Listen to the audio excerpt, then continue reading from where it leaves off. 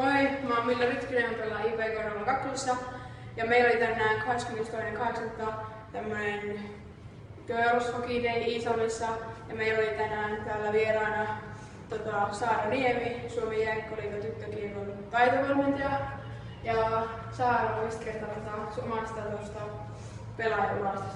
Joo, mielelläni ja terve vaan kaikille. Oli tosi mahtavaa olla teidän tyttökiekon tapahtumassa mukana.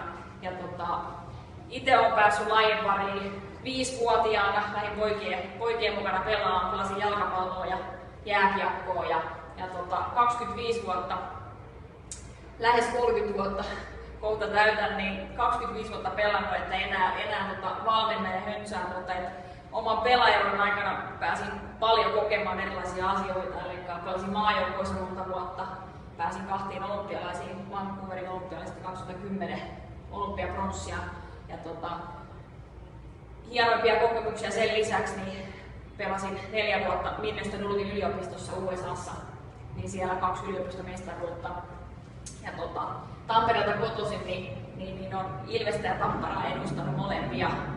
Että Ilveksessä 1 Suomen mestaruus ja Euroopan mestaruus.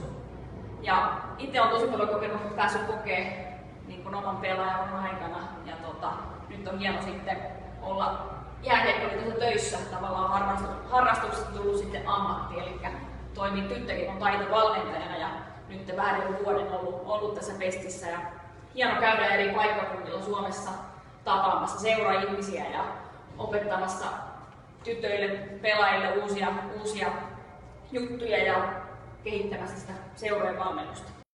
Sitten päädyit tyttökiekon, tai Suomen Jääkiekko-liiton tyttökiekon taitovalmentajaksi. No mun oma peliura päätyi tuossa muutama vuosi sitten ja olen lukenut liikuntaa yliopistossa, eli se on aina ollut itselle sellainen intohimo. Ja sitten olin onnekas, hain tätä, kun tuli hakuun tää Pesti, niin hain sitä ja olen lukenut valmennusta ja tavallaan liikuntaa, niin se oli sellainen luonnollinen jatke sitten, mutta tosi hieno juttu, että sitten mut valittiin tähän Pestiin, että ihan niinku unelma tuli täytettyä. Joo. Mikä sinusta on parasta jääkiekossa? No, se on joukkueen laji. Sä pääset harjoittelemaan kavereiden kanssa, sä pääset pelaamaan ja siinä tulee paljon tunteita, välillä positiivisia ja välillä negatiivisia, mutta sä pääset niin kavereiden kanssa käsittelemään ja vauhdin jääkiekko on vauhdikas laji. Se on yksi tosi hieno juttu ja sä saat käyttää erilaisia taitoja ja ehkä se joukkuepeli, mä sanoisin siihen kiteyttäisiin, että sä voitot ja häviöt niin joukkueen ja pääset sitten kokemaan. Joo. No mitäs mieltä sä oot sitten tämänhetkisestä tyttö- ja naiskiekkotilanteesta Suomessa? Koko ajan ollaan menossa parempaan suuntaan, että meillä on tällä hetkellä vähän yli 6000 tyttö- ja naiskiekkoilijaa, jotka pelaa sarjaa tai sitten käy tapahtumissa leirikiekokoulussa. Koko ajan saadaan lisää harrastajia tähän lajin pariin ja koko ajan halutaan kasvaa. Ja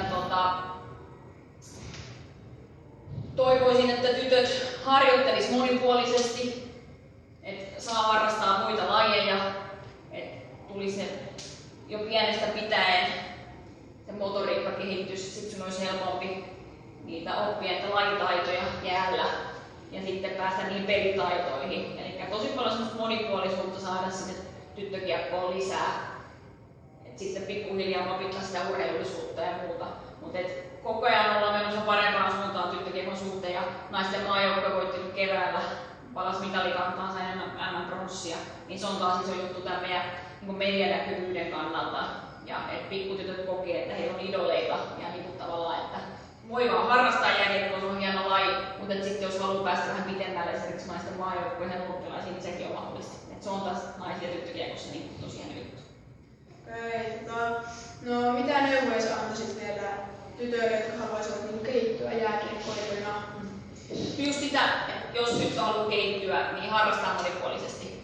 Elikkä ei vaan olla jäällä, se on totta kai se on tärkeää, että miten sä saat pelata, se on tärkeä juttu. Mutta sen lisäksi pitäisi paljon harrastaa muita lajeja ja muistaa syödä riittävästi laadukkaasti eli levätä tarpeeksi. Eli tää leporavinto, liikkuminen, silloin sä kehityt. Eli tähän panostusta ja kotona paljon harjoitellaan eri lajitaitoja. Eli puulalla kikkailla. Että aina ei tarvitse jäädä tehdä lajitaitoja, vaan monipuolisesti kotona harrastaa kavereiden kautta kanssa ja semmoisen leikin kautta, että se olisi kivaa tehdä monipuolisesti kaikkia eri lajitaitoja. Niin se on niin kuin vinkki kaikille nuorille, se vähän vanhemmillekin tytöille. Eli paljon touhuta kiekon kanssa, pallon kanssa, heitellä pesäpalloa ihan mitä vaan ja liikkua monipuolisesti. Sitä kautta tulee varmaan myös jääkiekkoilijaksi. Okei. Kiitos haastattelusta. Kiitos.